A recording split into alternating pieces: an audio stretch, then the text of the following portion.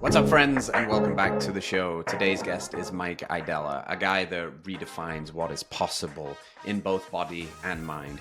Mike is the holder of the Guinness World Record for the heaviest Turkish Get-Up ever recorded at 255 pounds, which, if you know what that means, is obscenely impressive.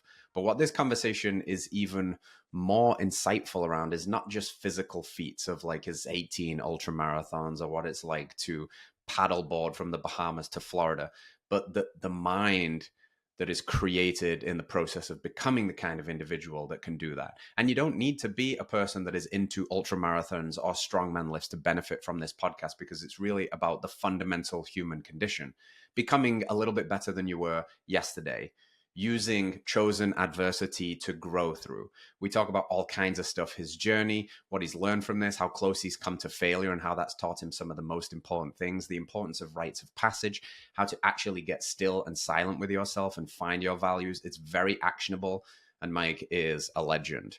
But before we get into the show, I do have one question for you. We're going to do this new thing in the intros where I ask you a question of the week. And today's question, because this is movement, I want to hear what your favorite single movement is and why. My favorite comment below will get a free bottle of Heart and Soil supplements of your choosing. So hit those comments and let's get into it with Mike.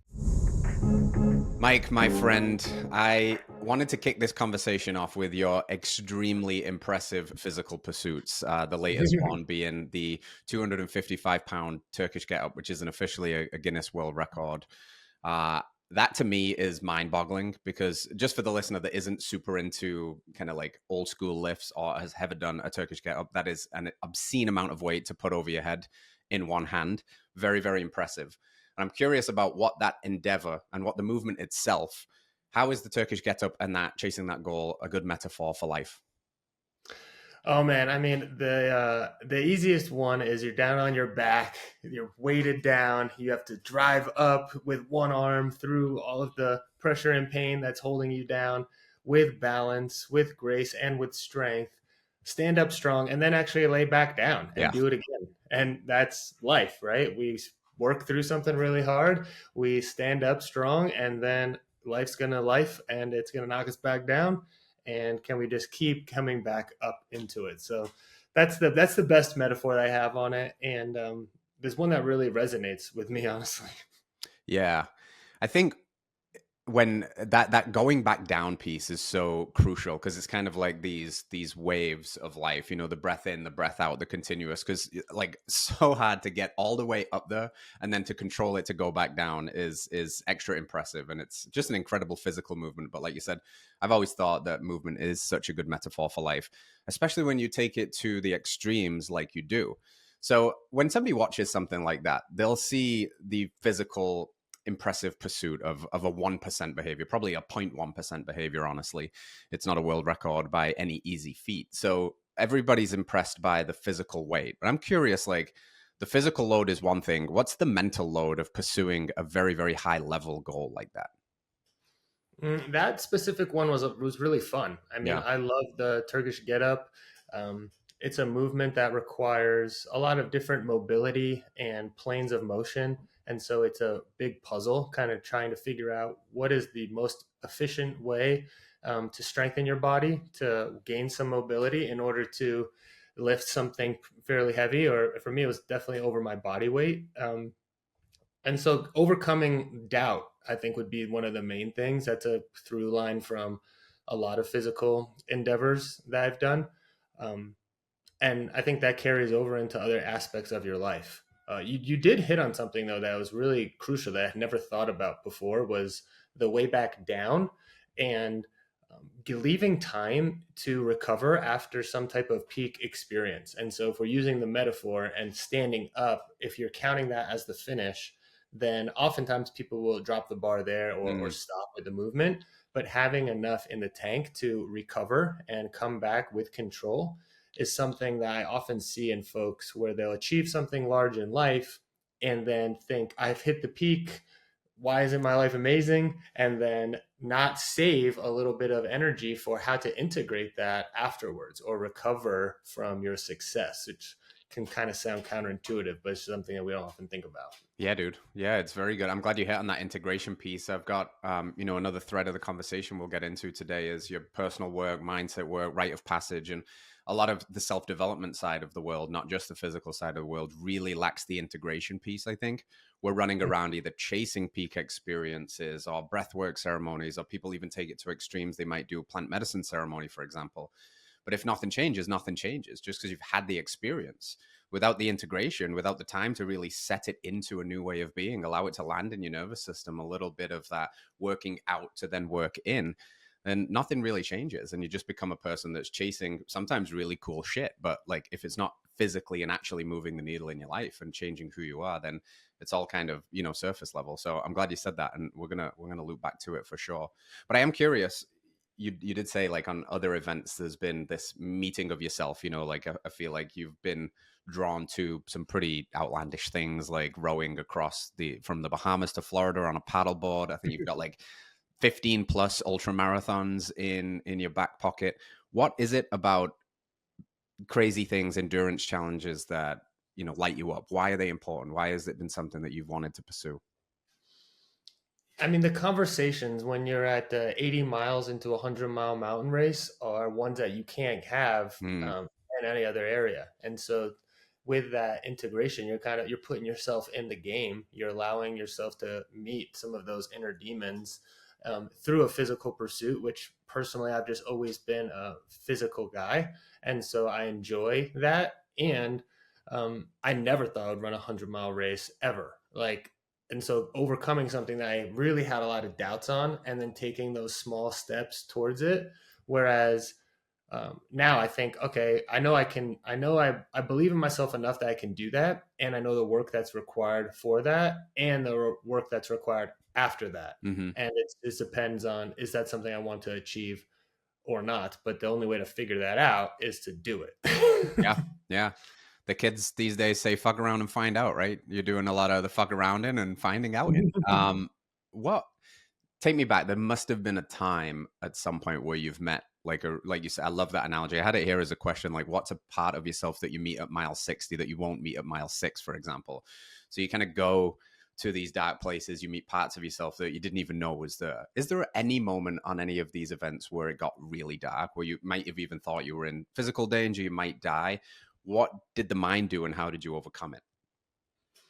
Yeah, I never thought I might die, but I felt that I might not make like a time cutoff and be able to finish a race. And so your mind's going to negotiate with you all the time. And if you give into those negotiations, you're just leading a life based on your emotions, which are a wave and there will be highs and lows, and you won't feel like you're in control. And so before I start a race, there are certain negotiables that I'll have with myself on this is when I will exit the race. If I have a bone sticking out of my leg, if I am like whatever they may be. And as long as those things aren't happening, then if I'm getting overwhelmed or I'm not thinking that I'm going to be able to make it to the next aid station or block, then I'll start to break that goal down into something smaller. Mm, And so there was one that was pretty tough. The first year I ever started doing ultra marathons, and I can tell you why I kind of got into those in a second if you're interested. But there was one race called the Leadville 100 that I signed up for like 8 months later. This was in 2023. And in that race, the whole race is above 10,000 feet pretty much. And there's this one pass called Hope Pass where you have to go up towards almost 13,000 feet and then descend back down. And then you have to turn around and come back up. mm, And the grade on the way back up is like 20+% grade, which means that your heels aren't touching the ground. yeah. You're just doing calf raises the whole way up. And, I'm a bigger guy. I'm, 200 plus pounds. And so I going uphill is just difficult for me. I have good muscular strength, but the endurance was something that I was focusing on. And I made the aid station at mile 50 in time to continue, but it was close. And so as I'm turning around from that aid station, I don't really have a lot of time to, take a breather or gather myself. I'm just turning back and I know that huge mountain that I have in front of me. And I'm like, well, there's only one way to try. And a lot of the people around me didn't want to try. hmm They said, that's good. My race is over. I made it 50 miles. I did the Leadville 50 and I'm going to call it quits here. And For me, I told myself, you never know what's going to happen. And the analogies are kind of corny, but if you don't swing, you're never going to hit the home runs. And if Right. you don't get that, to put it into the coaching terms I like now, like you can't win if you don't score, and you got to try. And so I said, let's try. And halfway up that mountain, I met a part of myself that wasn't going to make it. And you know, I'm not going to make it in terms of like not going to survive, but not going to make it in time to continue the race. Hmm. And so for me, when you put in months or sometimes years of training towards something and you're met with that, perceived failure, and you're alone in the pitch black at 12,000 feet, and you can't breathe and you're exhausted and you're hungry and you just want to kind of crawl up into a ball. Um, but you still have to get off the mountain and get back down. But you have a lot of time as you're running or walking back down to deal with that. And yeah, that was a moment for me where I gave myself a few minutes of a little pity party, Hmm. and and then I just said, okay, this is a great lesson. I tried to take in some of the beauty that I was surrounded by. I mean, you're in this valley at the top of this peak, and there's like 13,000, 14,000 foot peaks next to you. The stars are out. It's really beautiful, and it was also like upsetting at the Yeah. same time. Yeah. Such is life, right? Like in the most painful moments, if you can somehow switch your perspective to still appreciate and look around for what you have to be grateful for, that's the whole experience right there in a nutshell. Blissful views and like, wow, this is obscenely beautiful, and a deep pain of, man, I fail this, whatever, or the mental baggage comes along for the ride there. But what you said was really interesting, because I think a lot about the cost of failure, or the cost of regret, essentially. And it sounds Hmm. like you would rather have the mentality of, I'd rather fail than never know, because I didn't try. As you've dove into more mental coaching and mindset coaching, why is it, do you think that a lot of people just don't try? What are they trying to avoid or protect themselves from? So I thought a lot about this, and I'll try to keep it pretty simple. I think the biggest culprit is comparison. I think people compare themselves to other people, and they're comparing their level one because they're a beginner with Hmm. someone else's level 100. And then to try and think about closing that gap is too daunting, and they get Mm. overwhelmed and then don't want to take the first step. And so I'm big on encouraging people to try. Like my wish is for everyone to love the things that they love and take action towards those things as long as they're not hurting themselves or other people. Right. I have a theory that if people could fail in private, they wouldn't care half as much about failing. I think it's the failing in public that stops people from trying, and that's an offshoot of that comparison, right? Because we live in an increasing world where everything is everybody's business, because everything is content and everything we're posting about. Nobody does something as impressive as Leadman without posting about it, because it's something you want to share. It's inspirational. It's awesome. But that adds the extra weight of like, well, if I don't make it now, all of my 100 followers or 10,000 followers or whatever it is are going to judge me, etc. But if you could just remove that for a moment, and if it was just you and your opportunity to prove yourself and you failed, I think you'd be okay. I do think there is this comparison thing going on, like you said, that it's harder to put yourself on the hook because you're worried about letting other people down, even though they're mostly just cheering you on, or you're doing the massive comparison game of like, but they did it in this time and I'm only doing it in this time. But you're dead right. They're on page 500 of their book and you're just on the first chapter.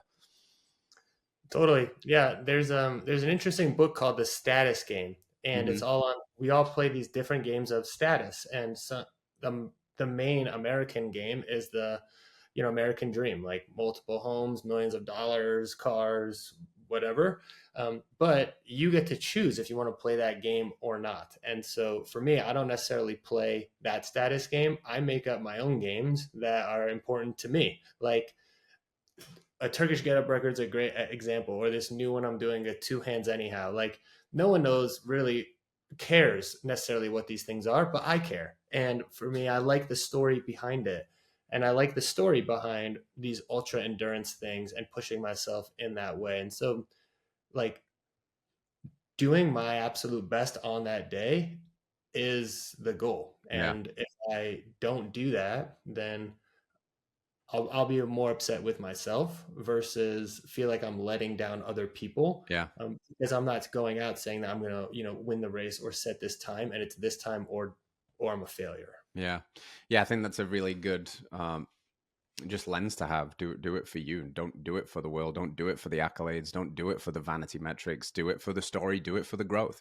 Because I know that as cool as the story is, you wouldn't keep going back to the well if it wasn't transforming you in the process. So it's clearly, obviously, very valuable for you as well. So I'm curious, going back to what got you into these. What was your first sign up for an ultra marathon, and I guess how did it keep you coming back? What got you hooked? Yeah, so it was actually my buddy who we talked about offline before we started, Eric Hinman.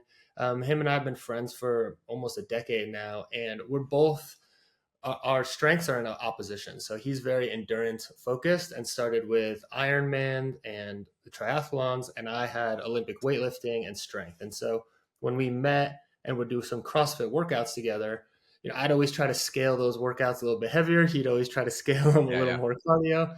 And he was always telling me, hey, you got to do this zone 2 training. That's what's really helped me build your aerobic engine. And I always thought that's super lame and boring. I don't want to do that. I just want to lift heavy weights. And then 2.5, 3 years ago, I said, you know what? Let me just try this. Let me give 3 months, learn what my aerobic heart rate zones are, which are the easiest way I describe them are like gears in a car. And so I like to operate in gear 4 and 5, and zone 1 and 2 is obviously gears 1 and 2. And so it can go longer, build a larger base than you can build on top of. So I gave that 3 months, and my first ever zone 2 run was a 16-minute mile. My wow, body was so conditioned to when it started to exercise to be like, cool, we're going to put you at 180 and we're going to hold it for as long as you need to hold it.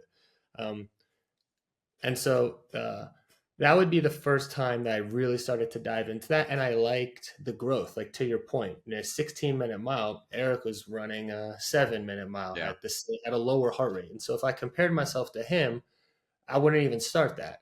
But I compared myself to me. And so the next workout was 15:30, and then it was 15. And I was like, this is amazing. I'm getting faster. Like this is working. And I became obsessed, or not necessarily obsessed. I just really loved seeing that growth. yeah. And so after the 3 months, I said, you know what? Let me sign up for an ultra marathon. I've never run a marathon before. I had done an ultra like way prior to that without zone 2 training, and that came in third to last place, and it was super hard. And Yeah. after that, I kind of said nope. But I wanted to try, and then I really liked, again, like we're talking about, those conversations later on in the races, and especially that feeling at the start line. Right. You're standing at that start line, you're looking around, especially if it's, I mean, any type of race really, but especially the longer ones. These people are going to be out there for 15 to 40 hours. Right. And so all the training they put into place, all the sacrifices they made with the family, and this is their moment. And they're just standing around with their water, with their packs on, and it's like, let's do it. And you feel like, wow, these are some like badass people who would Oh really yeah. put themselves on. They're not badass because they're running. They're badass because they care and they can dedicate themselves to a goal that they're passionate about. Yeah, that's a particular kind of savage you find at the start lines of an event like that for sure. You said there's like a meme that's popular right now that's going around, and it shows somebody doing something incredibly impressive, and it says like what people think is hard, and then it cuts to the log of the endless hours of training with the caption what is actually hard. So the Turkish Get-Up people would see that and like, whoa, that's so impressive, that's what's hard. But what was probably harder is the months or years it took you to acquire the skills to get to that point, right? Similarly with all of these people on the start line of a 100-miler, they didn't end up there by accident. It was months of dedication and focus, if not a lifetime of building up into that point. So the question they're in is, obviously it's very physically impressive, but it's mentally almost more impressive to me. And in your experience, what fails a person first usually? Is it the body or the mind? The mind, for sure. Say more. Yeah, your mind will give out. You'll give into those stories, and you'll either stop the race or stop the business or stop the relationship or stop whatever it is, because you're probably trying to defend yourself or your ego in some type of way. Mm-hmm. Mm-hmm. And so, when you were given that example of that meme that you're talking about, I was thinking of it in terms of a relationship or partnership. And people might see you down on one knee or out with your Mm. beautiful family and think, oh, that's amazing. But what they don't see are those times where you just want to like scream at your partner or walk away or not have the hard conversation, and you swallow your pride and apologize, or hey, can we talk about this? Like, this isn't feeling great, or whatever it may be. Like, in my opinion, that is way stronger. And Yeah. this real strength I love in people, besides, training, like working out, super fun. And I love it. And if it doesn't make me a better human being on that road, we call it the 18 inches from the head to the heart, like that's the longest ultra marathon that people will ever run. Yeah, dude. Yeah, you're on that one from day one to the end day. And you're on it regardless of whether you choose to be aware of it or not. Hopefully you choose to be aware of it and realize I keep running into the same pit holes here and rolling my ankle. I should probably change some stuff.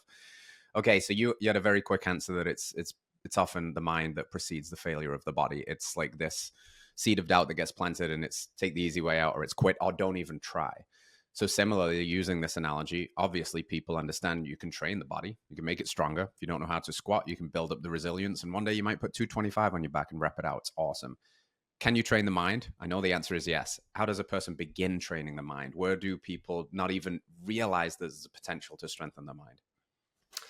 So that's a big question. That would be like how to train the body. And so the analogy I'll use is, if you understand training at any means, like just like squats or push-ups or bench press, you walk into a gym and you say, I want to train my body. There's millions of exercises that you can come up with. There's thousands of programs that are telling you ways to train your body.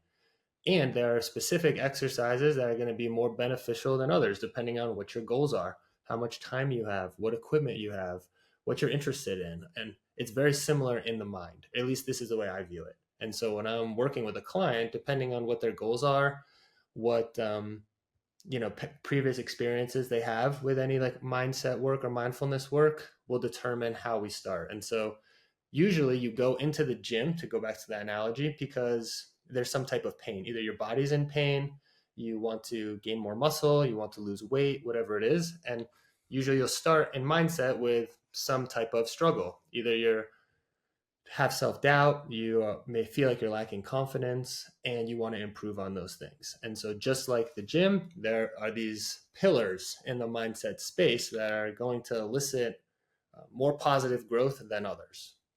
When did you really start deep diving the mindset side of things? Because you've probably been on the journey of physically impressive feats for a long time. Has it always been there? I know you've really deep dived it recently with higher education and stuff. When did those worlds kind of collide for you? So I started my career in strength and conditioning. I went to college for kinesiology, exercise science, but I always loved the space between the sets and the reps. And I was pretty fortunate at a young age to intern with the New York Jets during training Oh, camp for right on. 2 seasons. And so from there, I could see like the best athletes in the world, how they trained, and like in a really intimate way. Um, and what I loved was like what made the best players the best players. Was it they were more physically gifted? Did they have stronger work ethic? Were they, whatever it may be? And so I wound up, quickly. Went out to California, trained some guys for the NFL Combine, was supporting a lot of other senior coaches in that, and there I've doubled down on this. I really loved. We would do like workouts on the field first to work on their 40s or vertical or 3-cone drill, whatever it is. And we walk down the ramp and go into the gym. And during that walk, you're learning about people on a more like head up type or neck Yeah. up type of level. And at one point, I read this book called The Art of Nonconformity.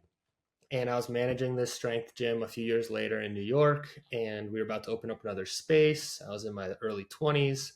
I was about to live all of what I would call the shoulds, like I was about to buy this BMW, buy this home. I thought it was super cool. And there was just something in me. I was like, oh, this isn't it. I want to dive in more before I feel like I'm locking myself down. Hmm. And in that book, they outline this alternative graduate studies program where you can go and make up your own education. You don't get an official diploma, but you gain all of that experience. And at that time, I thought that was the coolest thing. And I still think it's pretty cool, to be honest.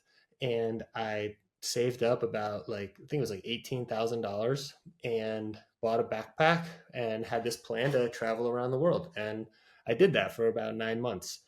And that's what really got me. And the thing I was studying was what makes communities and people happy and healthy at the Mm. time. That was what I told myself. And that's really started the mindset journey. So then I came back to the US and I started studying various modalities of, at that point, holistic health and wellness, which is what I really enjoy now. Where did your travels take you to? I didn't know that was a little chapter in your story. I've got a backpacking background as well, and it was so transformational for me. I'm curious where it took you to and what insights and things you gleaned from that. Yeah, so I went to Costa Rica first, and I was there for a few months. I was teaching some English, surfing. I called it like rehumanizing for Nice. myself, Yeah. being outside in beautiful nature. And then I went to Peru. I went to Easter Island, so it's like the Oh, most remote wow. island. Where the heads off are, right? The Chile. Yep, the Wow. Moai. Yeah. Yeah, that was a very cool experience. You fly Yeah. 5 hours out into the ocean. The plane lands on one side of the island and it stops on the other. When I went, there was no hotels, and so the locals come to the airport because there's 2 flights a week. Hmm. They kind of just you kind of just walk up to one of them, and then they take you to their house, and you stay in their guest lodge Oh, or that's whatever it gangster. was. Rent a little moped and you get to drive around the whole island seeing all these moai, which is another metaphor on life. I think uh, I forget his first name, but Diamond is the author of the book Collapse, and he talks a lot about civilizations and overconsumption of resources. And from what I understand, I'm not an expert in this, but the moai were like big kind of uh, monuments of success or Hmm. status. And so they were cut down trees and, you know, use a lot of their resources for survival to display these resources of status. And so that was an interesting time there. I mean, I was only there for a week, but there's not a lot there. So a week feels like a long time.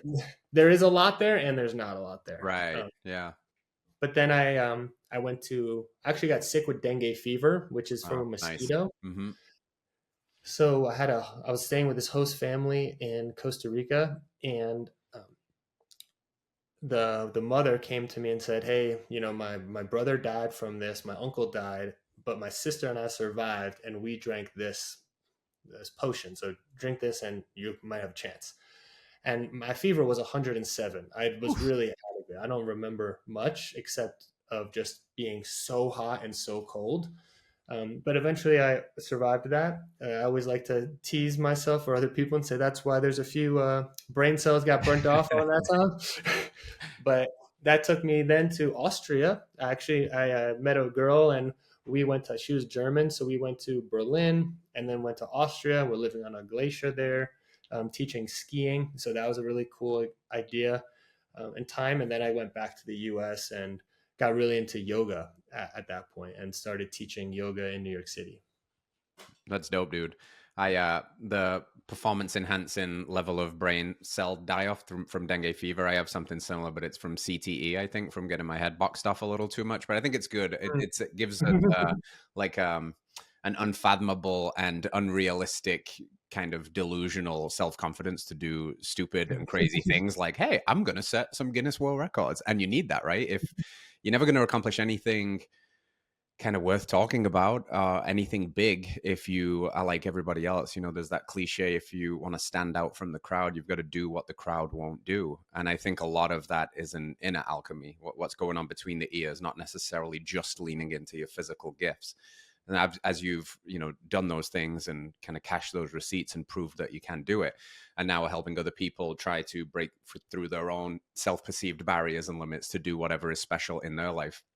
What have you come across consistently that seems to be one of the more common holdups for people that are just limiting them between the ears and that journey from head to heart, like you said? I would say a lack of confidence. A lot of folks, it's based on comparison, but more so based on a lack of living a life aligned with values that are truly important to you. Mm. Most folks, when I ask them, what are your values? They probably don't know the answer. Yep. And then we don't like not knowing the answer. So we'll start to make something up that we think sounds good, or what I would say is your rehearsed self. Yeah. Um, I often get on the phone with people and say this, I explain this rehearsed answer and say, it's okay. This is a safer space, not safer, a safe space to not know. That's the whole point. Like, I'm trying to push you into different edges that you don't know the answers to, so you can think about things in a new way and then take action towards a new life. So an exercise that I like to help people define their values is based on what are the actions that they're taking.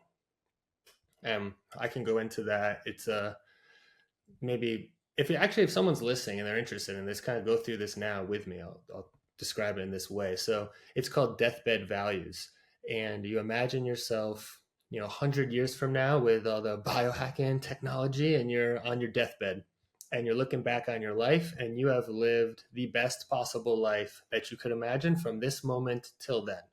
You're surrounded by your kids, your great grandkids, your great great grandkids, everyone that you love in your life is there, and you wouldn't change a thing from listening to my voice now until that time.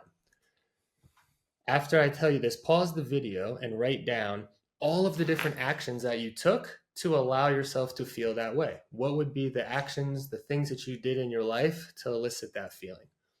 Now, once you've written all those down, organize them into different blocks.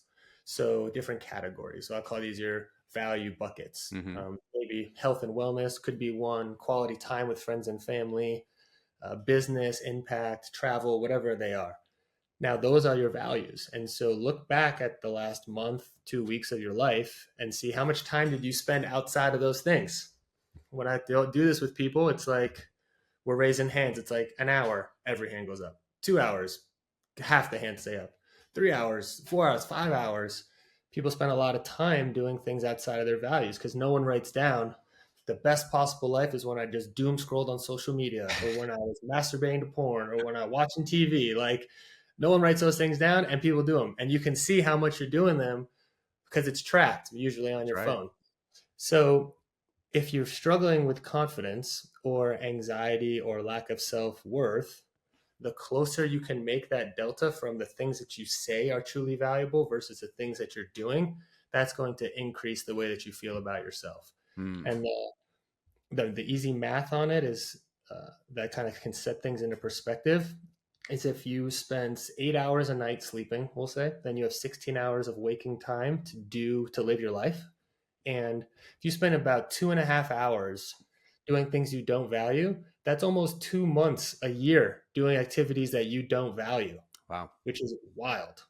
So it kind of like that helps people make sense of, oh, that makes sense why I might not feel the way I feel. Yeah. And then steps to change it up. Yeah, that really helps quantify it, right? It's a more palpable, like, gut punch, almost like, oh shit, like 2 months of my life I'm basically wasting doing useless tasks. It's always similar. This is a cheeky one, and I'm guilty of it too. But when people say, I don't have time, insert excuse, it's like, go on your phone real quick and tell me what your screen time is every day on your phone. And then they're almost embarrassed to tell you, right? Because it might be 4, 5, 6 hours. Okay, to do that over 7 days, how much time of that, adds up to a month? And we're talking, 48, 72 hours of what are we doing there? And it's like, it's that classic shift of maybe it's not that you don't have time. It's maybe that these things are just very pervasive and you're acting them out unconsciously, and you haven't really identified your priorities, which is synonymous with values, right? And I think that is a really good point. I like to really help people try and flesh out their values too, because I'm dead on with you. I think that's probably the fundamental tension that people have is they have, if you don't have a dream, culture will have one for you. If you don't have values, culture will have one for you. Your family will have them for you. Your teachers, your parents, whoever were your role models. And hopefully, if you come from a really good family with teachers and role models, those values are great. But oftentimes they're not. And oftentimes they're certainly not yours, that you were enculturated, right? Is that what you want? You want to be given your purpose. You want to be told who you are and what you think. And I don't think we really want that. I think it's very good to have healthy values in whatever communities that we ascribe to, but we've really got to do the fundamental work of fleshing them out ourselves. Like, what really matters to me? And when you do that, like you said, now you can just look at your life very objectively and say, am I doing the kinds of behaviors that are aligning with these values that I say are important to me? And the obvious answer for most people is no, or not that much. And therefore, we need to do more of that. And I think that would naturally increase confidence. This quote by Hormozy has been memed to death, but it's a good one. He says, you don't get confident by shouting affirmations in the mirror. You get confident by building an undeniable stack of proof that you are who you say you are. So it's action, right? Everything's action. I always say that the magic you're looking for is in the work you're avoiding. I mean, that the tagline of my coaching company is a life of action. Yeah. Because especially now, like, if you're listening to podcasts or this podcast and you hit something that resonates with you, like pause the podcast, go do the thing that resonated with you, and then come back and listen to it later. Yeah. But so often it sounds so good. We're like, yeah, I'm on the same page as these guys. Like, I'm part of this tribe. I want to keep listening to these things versus going out and doing the things that you're learning about. And Yeah. it becomes, you start to become addicted to just consuming, and it's not bad content, but if there's not, it's not greater on the creating versus then the consuming, then you're going to be, you're going to struggle with the actions that you're not taking. Yeah. It's mental masturbation, right? It feels like the thing, but it's not actually the thing. And it's not the thing because when you get the real thing, you're like, oh, this is the thing. This is way better. Doing the thing is way better. But this is almost too close to feeling like doing the thing. So it keeps people almost like comfortably numb and complacent because like, I'm learning so much. But I always say like learning isn't about memorizing facts or key concepts. Learning is about changing behavior. If you're not changing behavior in the direction you want to change it, I don't think you're really learning. I think you filled your brain with some cool quotes and some ideas, but like it's about what you do in life, not just what you're able to think or how many quotes or papers you're able to recite, right? So I love that focus on action, man. It's ultimately the end of the day. Again, if nothing changes, nothing changes. You can have all of these conversations and stuff, but you gotta do the thing. Yeah, and it's actually worse than this too, because if you know and you're listening, you're mentally masturbating on all these thoughts, all this content, quotes, whatever, and you're not doing it, you're building up a reservoir that's going to be harder to overcome. Yeah. And so you're like, oh, I should do that. I need to do that. I need to do that. You're basically lying to yourself every single time you say that, and then you don't do it. So then, of course, listening to that whisper of what it is that you truly want to do is going to be harder to hear and harder to trust. You're just going to wait for that next light bulb to click, and then you're going to think, oh, it's not quite it. Maybe there's something better, and get on that hedonic treadmill of adaptation. How much do you think the modern landscape of just hyper access to information and tech is something that we really need to be very careful of? Like chronic pervasive use of phone and things like that. What do you implement for your own personal sanity and to make sure that you stay action oriented and not mentally gooning yourself to death? What do you implement with clients and things like that so we can have these amazing tools but not become the tools that are used by the algorithms? I think you nailed it with the word tools. That Jonathan Haidt is someone who I've been lucky to learn from recently, and he wrote a great book, The Anxious Generation, which looks at social media use and screen use with children and adults. And so I view the certain types of content as like alcohol or a poison, essentially, and it's consuming, and it becomes harder for me to listen to the things I truly want. And so the first kind of step to any type of addiction is recognizing that you have an addiction, you have a problem with it. And I'll go through different phases if I'm having self-doubt where I'm going to want to go towards that type of short form content. And when I find something in my life that I'm really excited by, I don't spend time on my phone. And so recognizing like, what are your triggers? What are the different areas that you're struggling with?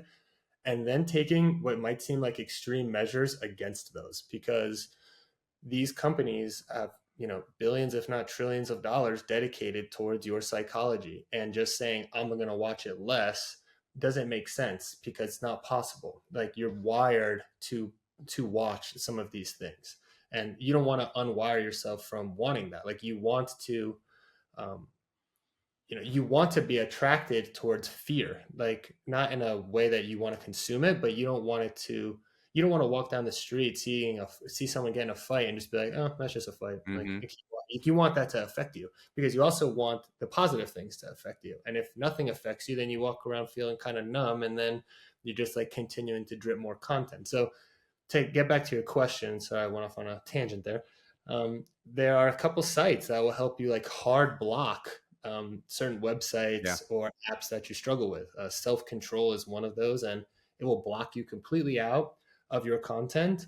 Um, but another one's just accountability. Like I've done this multiple times with friends where I say, "Hey, I'm starting to get my screen time or my app time is starting to get a little high, and this is the amount of time that I feel like I need to do it for my business." Yeah. But I'm lying to you if I said just go on there and post my business. Like I'll get onto us, I'll get into 5-10 minutes and be like, "Wow, what the heck am I doing?" Yeah. And have to get out of it. So, Yeah. whole getting accountability with that's helpful because it's very hard to do alone. Yeah, I agree, man. I recently got a brick. I don't know whether you've heard of these devices, Mhm. but it's a little magnet that you can stick somewhere in your house, and it physically locks you out of your phone. And you can have some really cool features too, about like you can automatically have it do it at certain times. But it provides just enough, so it locks you out, and it provides just enough space where if I want to get on my phone, not a need. If I need to, obviously I can, and it's actually being productive. There's no dramas there. But a lot of the time, it's not a need; it's a want. It's like I'm gonna go sit on the toilet and want to go in the scroll hole for a couple of minutes. And like, oh no, I'm gonna think, I'll breathe, I'll read a book instead. But there, because it's 25 steps away that I've got to go to tap it to unbrick it. It's just enough space for me to ask as I'm in the process of walking to it is like, what are you doing? Is just enough of a gap for the awareness to come back online and realize that you're like a junkie going back for your next hit of cheap dopamine. And what is really more beneficial right now is probably, in this 10 minutes between a call or whatever it is going, putting your bare feet on the grass and maybe getting down and doing some mobility, maybe picking up that saxophone I was telling you I'm trying to learn in the interim, maybe picking up that book that I've been trying to finish for 6 months.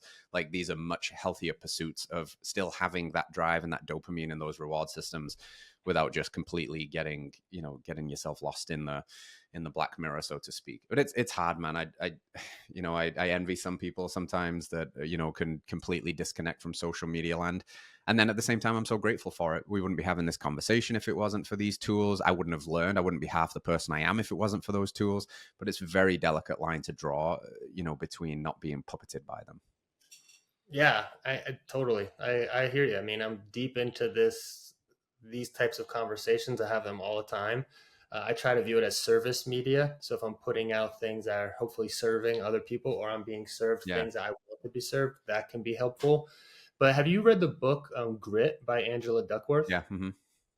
So she's at Penn, where I'm studying positive psychology now, and I heard her recently give a talk on her new book, and it's coming out in a little bit less than a year. But she asked the question with grit, like what makes people super successful? Is it something that's inherent with them, like they're just grittier than others, which she defines as passion and perseverance towards long-term goals, long term being longer than a year?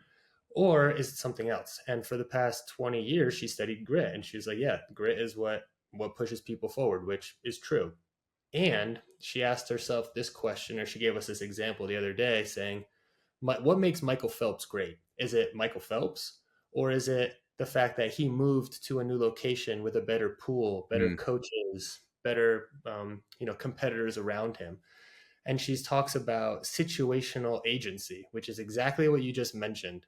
And she's done some interesting studies that in high school, I think it's high school students, the farther the phone is away from the desk, the higher the GPA. And so Mm-hmm. creating those points of friction really works. And Brick, it sounds like, is a great way. I think I'm going to look into getting one of those. Uh, because we want to create that friction and control our environment, because it has such an impact Yeah. on our mindset and the way that we can work. Yeah, dude, it's probably one of the best $50 I've ever spent in terms of what it's allowed me to buy back just by having that friction, like you said. So you mentioned a couple of really influential names that I resonate a lot with: Duckworth, Jonathan Haidt, Carol Dweck. I've heard you talk about in the past. Since studying this stuff and learning from some amazing minds, is there one facet of psychology and mindset work that has really just blown your mind, like a concept that you can't stop thinking about, something that fundamentally rearranged your whole perception of reality? Does anything stand out there? I wouldn't. Well, I'm studying positive psychology, which was started by Martin Seligman, who's in his 80s now, and he still teaches the class. I'm going to see him next week. And he asked himself early on in his career, he's like, all this work is studying anxiety, trauma, depression, and we're taking people and trying to get them back to, normal. But what about the positive side? What about people that are good? How do we get them to be great? Mm, And, because human beings have a negativity bias, we're biologically wired to look for the threats in our world. It takes work to, like, cognitive mental work to push towards the good or push towards the great. And so all of the authors that you just described in some ways operate in that positive psychology space. That's why I like to spend a lot of my time. And what it is, it's the science of human flourishing. And Tyler Vanderweel, I think is how you say his name. He's the director of Harvard's Human Flourishing Project, and he recently told me the difference between well-being and flourishing is that as an individual you can have well-being, but you can't be flourishing if the people and the communities around you are also not flourishing. mm, And so taking some type of ownership over your community and making sure that the people around you are also having a high level of well-being, which was an interesting thought I hadn't thought of. But to answer your question too, is there one concept besides the overarching one of positive psychology? It would be this idea of mattering. And I never thought of this before, but I always people often come and say I don't have purpose or my yeah, lack of yeah. meaning. But what about do you have a sense of mattering? Like, do you matter? Can you justify your existence in the world to yourself? What are the things that you're doing to do that? And I love this concept because it's super actionable. Like, Mm, mattering is like your actions are the things that make a difference.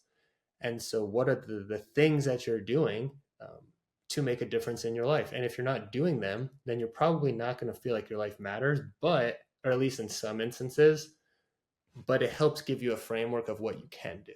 And there's this new book coming out by Rebecca Goldstein, is her name, called The Mattering Instinct. And she breaks down mattering into these four different concepts of, when she asks people, do you matter? Most answers kind of fill into these four. One is transcendent mattering. So, like, I matter because of God or something greater than myself. She gave the example of being an Orthodox Jew, and I'm not Jewish, but she said, there's a lot of rules, a lot of ways you have to follow your life. And so, if you break those rules, then God is going to punish you. And so, you're almost being watched, but in a weird way, that's like my actions matter because yeah. there's some type of consequence. So, that would be transcendent mattering. Then there's social mattering. So, like, you matter to your friends, to your family, to your community, to other people. The other one is heroic mattering, which is you matter based on like a form of excellence that you individually are trying to achieve for yourself. And so almost have like this your own code of excellence that you need Mm, to prescribe to. And if you don't do that, then you feel like your life doesn't matter. And then competitive mattering, which is I matter, like a zero sum game against someone or something else. And so just an interesting framework of kind of looking at your life as you're introspective, as you're trying to work on these mindset, different exercises, and seeing where am I getting my sense of mattering from, and can I increase some of the actions that I'm doing so I feel maybe like I matter more, which is going to then enhance my overall level of satisfaction and well-being. yeah, that makes a lot of sense. A few of those resonated with me. Culturally, people are talking about now is the like Christian revival amongst younger people, like going back to churches. And I think it's part of that. Like that example you just gave is if you just look at culture globally right now, it doesn't seem to be filled with a lot of meaning. Kind of Nietzschean philosophy, God is dead, and we've replaced it essentially with consumerism. And I think people have played that out long enough to realize that it's not as fulfilling as maybe we were told. I mean, if we're to believe the myth of progressivism and materialism, technically speaking, we should be the happiest, healthiest, wealthiest we've ever been, right? Because we've got more stuff than we've ever had, and we've been told that stuff is the thing. Meanwhile, we seem to be suffering like greater rates of depression, anxiety, suicide, and suicidal ideation, younger and younger. So there's like, we're lacking this meaning. And I think people can find it in religious structures. They can find it in groups. They can find it in a process of self-mastery. And I think that's really important, particularly for everybody, for sure. But particularly, as we're speaking right now, colloquially, this is called Men's Mental Health Month. And I had a conversation with a buddy yesterday who was just coming out of an extremely dark place, a dark place to the point where it felt more alluring to him to potentially take his life than to continue in this existence that felt so heavy, that felt so dark. And it was fundamentally a lack of meaning. It was, I don't matter. Nothing I do matters. I don't have a purpose. I don't have a relationship. I don't have a group. I don't have a religion. And so there was just literally nothing left. And if you've got nothing left, there's almost this feeling that replaces it, like there's nothing to live for. Adam Lane Smith, the male psychologist, said that men in particular are purpose-built creatures. Right. And if you give a man a purpose, he'll crawl over broken glass with a smile to make it happen. So we need that. We need purpose. And if we have it, we'll move the ends of the earth to do something with it. And if you don't feel like you have it in your life right now, I don't know what the answer is, but I know you've got to go about trying to busy yourself to find it, whether it's in communities, groups, information like this, or just the process of self-mastery. Because I do think that word feels big, purpose, like, what's your purpose? It's like, oh, that's big. And in some instances, it's supplanted. For me, like one of the things that is abundantly clear right now that I never had until I had a child was like, oh, well, my purpose is obviously my family. But if you'd have asked me the preceding 30 years what my purpose was, I'd give you a vague answer of like, I want to help and da da da da. So that's one way of getting it, but not everybody becomes parents and things like that. So I think this quest for purpose and meaning and mattering is really vital to the human condition. And I agree with your earlier point that it's not just a solo endeavor. It's about the communities and the people around us too, right? 100%. Yeah. I mean, we are all social creatures. The worst thing we can do to a human being besides end their life is isolate them in solitary confinement, take them away from other people. That's like the worst thing that we can do to people. And so if that's the worst thing, then what's the best thing? Maybe being around other people. Yeah. But yeah, it's, I think of purpose as like the overarching aim of like my actions and my identity cover, and then meaning as like life makes sense and it has this direction, and then mattering as the actions that I'm taking difference. And so like having that hierarchy can be helpful. And the I always like to give some action things on podcasts, like the easy, not easy, but an exercise that you can do, because purpose is a big question. You're not just going to figure it out in 2 seconds. It takes effort to kind of dig and figure those things out. But one I like is writing down 30 things that you've ever been passionate or curious about in any area of your life, which that takes a long time to think about 30 things. Maybe for your friend, like this wouldn't be the time to do that. But if you're in a place where you're feeling like, I want to put some effort into figuring what this thing is, what my purpose is, writing those out and getting as specific as you can with them. So for example, instead of writing out, I've been curious about cooking, you might write, I'm curious about Thai food, specifically noodle dishes and the way that the spices interact with the noodles to create the flavor. Or curious about the saxophone, is specifically jazz and how all the musicians work together to play music. So that takes, hours to write those 30 things out, perhaps. But then once you have those, come back another time and you'll start to see some through lines. Like, where are some of these things that are disconnected, connected? Maybe you enjoy being around other people. Maybe you enjoy puzzles. Puzzles not being like an actual puzzle, although that's fine too, but like trying to figure things out. Maybe you're a man and you like having a mission. Like I totally agree with you. I think men need missions. So once you have kind of some of those through lines and like your top 5, you can then kind of continue to boil those down towards 1 or 2 things. And then you link them with a problem that you see in the world. So I would, again, write out 10 problems that you see in the world. And they can be big, broad problems like men's mental health or, environmental problems or whatever it may be. And then if you link those 2 things together, so now you've like kind of done some of that archaeological work on things that you're interested in based on your life history and the experiences that you've had with probably also your life history and the pain points that have been caused by you. I mean, like for me, mental health is really big. I had some people close to me die by suicide. My grandfather died by suicide. That had effects on me and my family in all these different ways. And so I have more energy towards those types of conversations that can push through when there's different challenges. Yeah, very well said, man. And I like that how you frame that with that hierarchy and call to action. It's very good. You did mention a word in there that I'm pretty fascinated by, which is identity.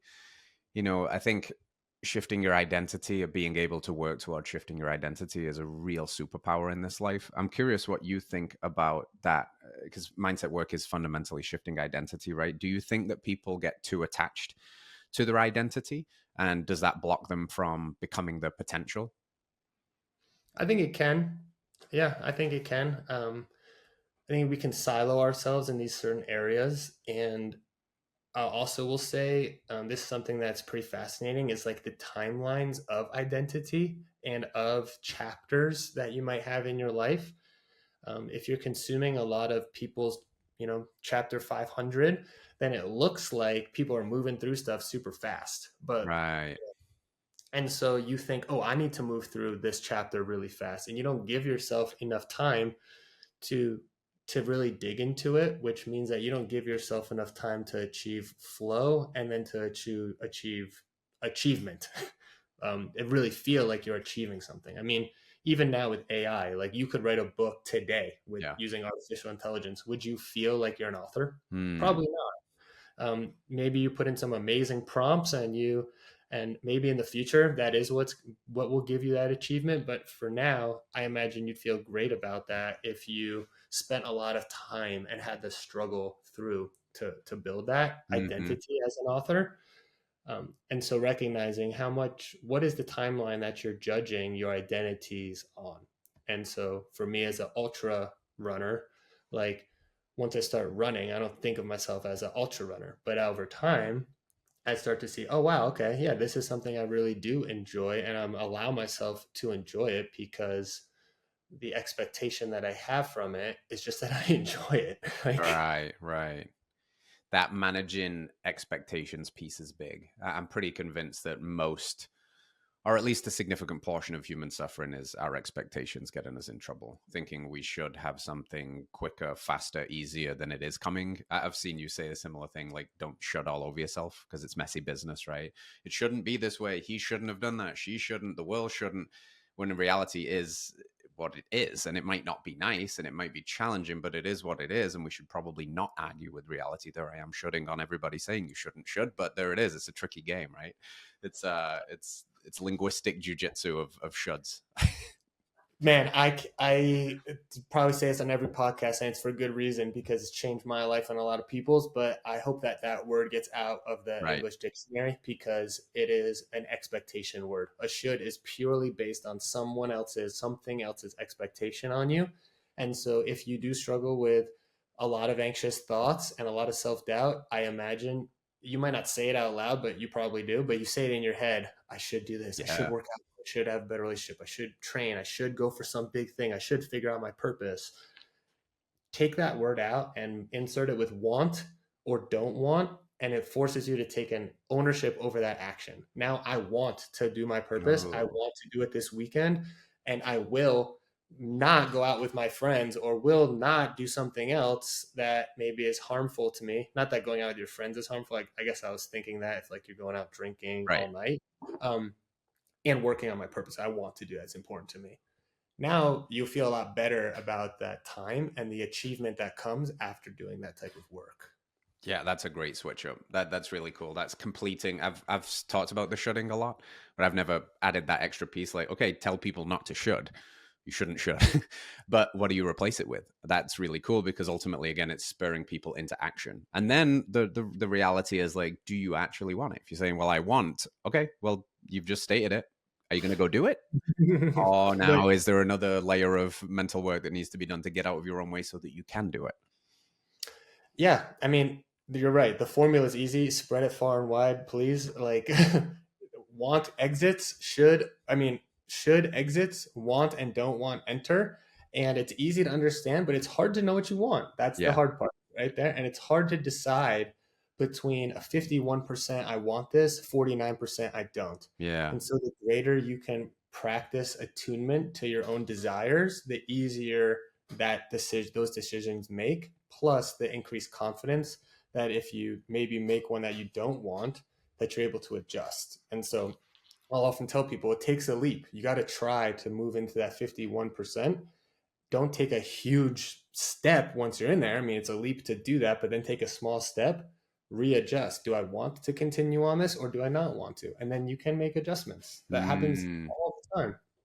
And it's a leap of faith, right? Not a leap of guarantee. So there has to be some element of staying open to the mystery. And like you said, having a being in tune with your own internal compass and an facsimile of what you want, but not knowing 100% because you can never know 100%. And I guess the curse of having this amazing, beautiful human brain is that it's a story making machine. And we have like loss aversion. And if I choose this, I have to acknowledge that I'm not choosing this. And then your story plays out on that side and that side. And it's just like impossible. So, what most people do is nothing because it feels easier to not make the decision because I don't know. And then they don't realize that not making a decision is actually making a decision. And it's usually the heavier one.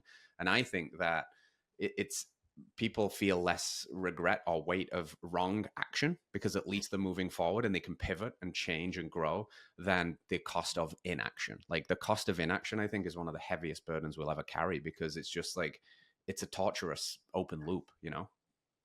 Oh yeah, I mean, you were a martial artist or are a martial artist, right? Yeah. So if you get into whatever fighting that you're doing with someone, if you don't throw any punches and you just receive punches, you're gonna lose, right? You have to try, and that's how you learn.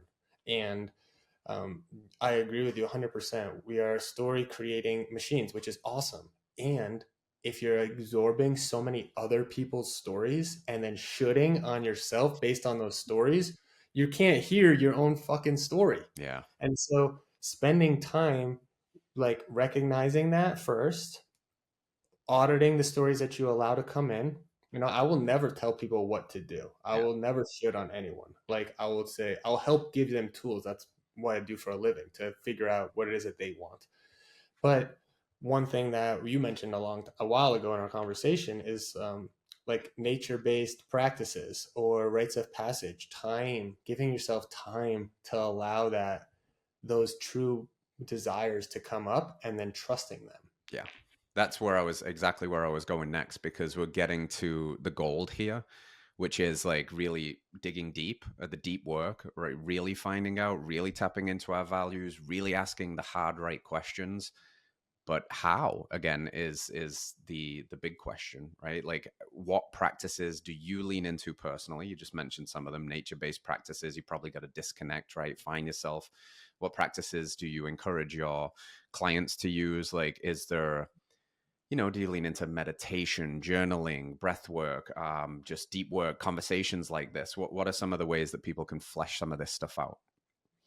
Yeah, I mean, we've given a few. Like the shooting is huge. If you take that out, it will be uncomfortable because it's going to force you to make some of those decisions. And it shows up in all these sneaky ways. Like a common one is, what should we have for dinner? Right. And versus like, I want pizza. Yeah. What do you want? You want Chinese food? Great. We can do Chinese tonight. Maybe next time we can do pizza, whatever it may be. Um, but if what happens a lot of times in relationship is you might ask what the other person wants.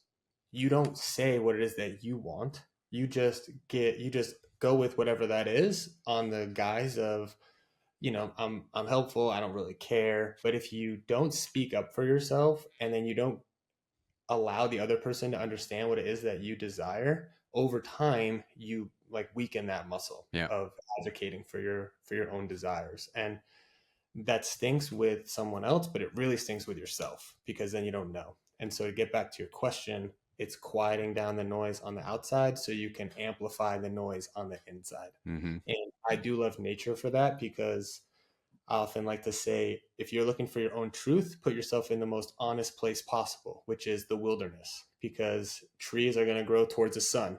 Things are going to bloom when they need to bloom. Animals are going to hibernate when it gets cold. If you're looking for your own truth, put yourself in those areas, and then maybe do the deathbed values exercise there, or Yeah. take your journal and go out and write down 30 things that you've ever been passionate or curious about. Don't take your phone with you. Don't listen to a podcast while you're trying to do this. Don't listen to music. Don't listen to any inputs except just natural inputs. And, no one walks out to the beach, puts their feet in the sand, looks out into the ocean and goes, meh. Yeah. Right. You know, no one gets to the top of a mountain, looks around, it's like, it's not great. Like we enjoy those types of spaces. And if you live in a city, you can still get to places that are wild and might take more effort. But I would argue that maybe if you're spending some time doing things you don't value, as we discovered earlier, you could take that 4 hours on a day, get on a train, get out to a wild place and get back. Very well said, man. Yeah. The answers you're looking for are in the silence you're avoiding. And it's very easy to avoid the silence. I wrote about this a couple days ago in a blog post. Most people, we were observing some family members, older generation, and they always have to have the TV on, right? There's always a TV on, and it's just background noise. Most of the time, they're not even watching it, but sometimes they are. But then my wife made the comment, is like, well, younger people just have the phones in the hand. It's the same thing. And some of the worst offenders have the TV on and the phones in the hand. And fundamentally, like, what is that?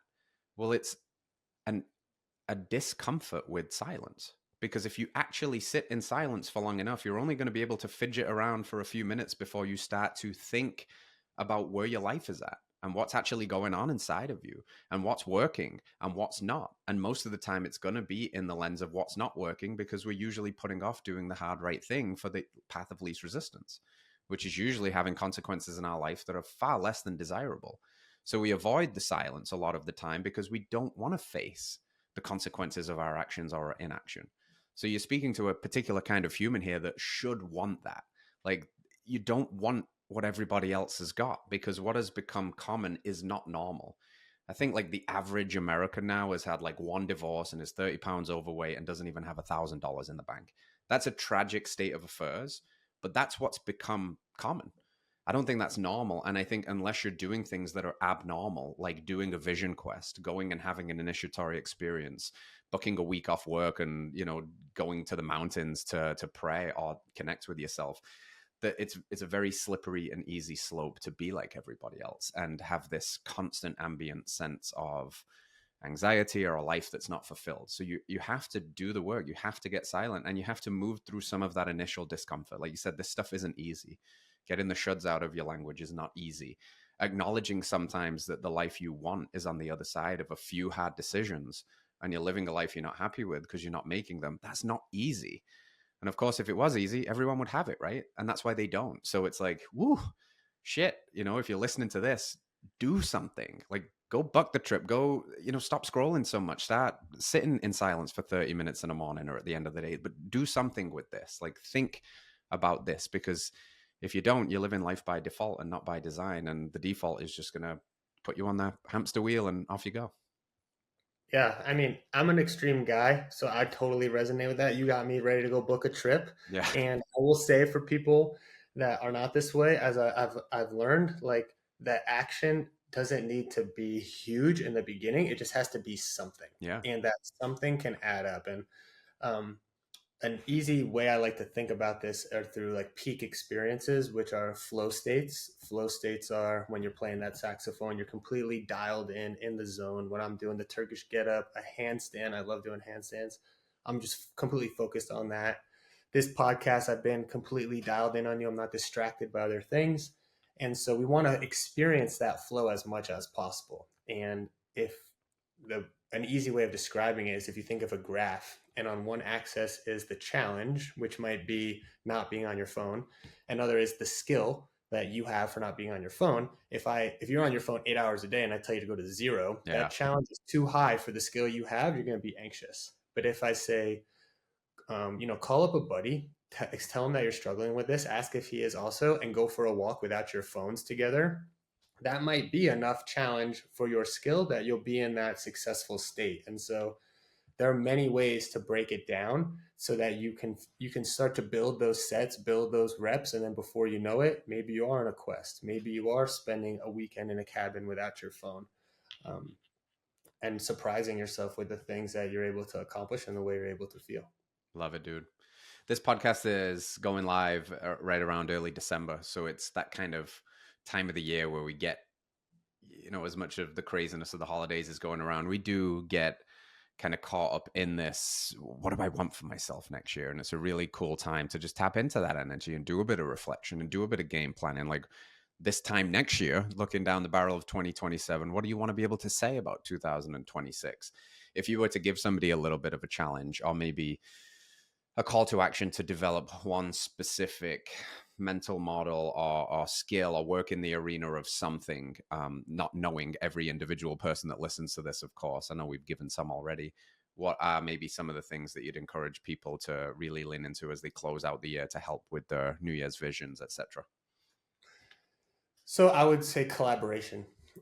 We often do this work in our own silo, and it makes it more difficult, but we all struggle with it. I mean, I coach this stuff for over a decade. I struggle with it. I need help. I run a men's group at my house where I talk about the practice emotional fitness. We're practicing sharing our emotions because it's hard. It's hard to do that. We don't have a lot of examples externally that are making that easier. And so if you heard something on this podcast that resonates with you, maybe the values exercise, the deathbed values exercise, the shoulding, or the purpose, we'll call one of those three, and share that with a friend, someone else that you think might resonate with that. Hey, I listened to this podcast and this exercise was something I want to focus on. Would you want to also focus on it? Yeah. We can do it individually and then connect together and come up with some game plan of holding yourselves accountable. If that's the purpose, then you're going to do the exercise and then share what it is that you come up with. Just have a conversation about it. If it's the shoulding, maybe you say, what are some areas that you should on yourself constantly? And then how can you change that? And then come up with some type of action that your friend can hold you accountable to. Or if it's the values, which I would recommend as like the biggest kind of bang for your buck one, would be come up with those 4 to 6, I often say, like activity values buckets. Audit your life with your friend, look at all these things that you do, and then remove the things that remove friction, make it harder for yourself to do those things. Like, I can't tell you how many TVs I've gotten clients to get out of their house into the closets. They call me months, years later and say, the TV's still in the closet. I got to sell it. I'm like, sell it, man. Like, I haven't had a TV in a long time. That doesn't mean I don't watch things. I have a projector. And when I want to watch a movie, like last night I watched a Sandlot with my kiddo, we pull out the projector, we get popcorn, we sit down, we watch the movie, and we enjoy it so much more than, like you said, if it's just that background noise. So collaborate with other people. We're all struggling with this, and we just need someone to, like one of our buddies, to just put themselves out there and be vulnerable. And so I've seen that go 100% of the time positively if you lead with your own struggle. I'm struggling with this. Is this something that maybe you're also struggling with, and we can work with each other on? 10 out of 10 times, if it's done that way, it works. Yeah, because 10 out of 10 times there's everybody struggling with it all, and we just need somebody often to go first, which is amazing. Yeah. Tell people where they can go to keep up with what you're up to, because you offer work in this arena. Is it one-on-one? Is it groups? What offerings do you have for people? Yes, I have a company called The Offense, which is doing what we talked about, helping people live a life on offense, where you're trying to score and win at whatever game of life that you're playing versus playing defense in the backseat. The best clients that I have are ones that feel like they're operating at 60 to 80% of what they feel like is their full potential and want to move towards that 100%. And so the website's theoffense.co, and Instagram is the.offense. And then my personal Instagram is Mike.Aidala. Beautiful, my friend. Thank you so much for this conversation. It was a lot of fun. I learned a lot, and I know the listeners are going to get a lot of value about this one too, because this is really what it's all about, right? Thanks so much, man. I'm looking forward to hanging in the flesh too. Yes, let's do it. Let's. You can teach me a thing or two. Oh, quick one before we leave. What's next then? You're just going to stop at one Guinness World Record? Have you got something down the pipe? Okay, so have you ever heard of the term physical culture before? Yes.